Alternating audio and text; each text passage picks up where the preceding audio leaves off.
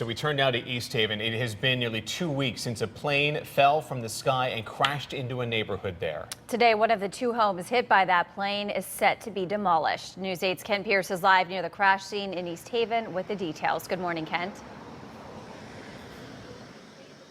Good morning, Allie and Chris. Number 64 Charter Oak Avenue right back here. This is what's going to be demolished today. Next to it, number 68, they hope to demolish tomorrow. For those of us who were out here in the minutes right after this plane crash, it was clear these houses had to come down. A little tough to tell from the street, but it's the back portion of these houses where the plane crashed. The back is just gone off of these buildings between the impact of the plane and the subsequent fire. And there's a couple of reasons why these houses are still standing at all almost 2 weeks after that crash. For one thing, they had to determine who was responsible for demolition. And it turns out it is the insurance company that insured the plane that's got to pay for it. But it took some time to figure that out. Another problem is this plane, remember, was only in the air for about a half an hour before it crashed. So it had lots of unused fuel on board.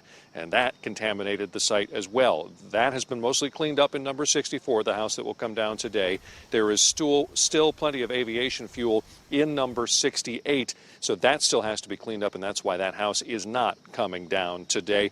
If you're keeping track, number 64 was the house that was empty at the time of the crash. Number 68 is where the two girls were in at the time of the crash. They died, so did the father and son who were on board that plane, of course. Live in East Haven, I'm Kent Pierce, News 8.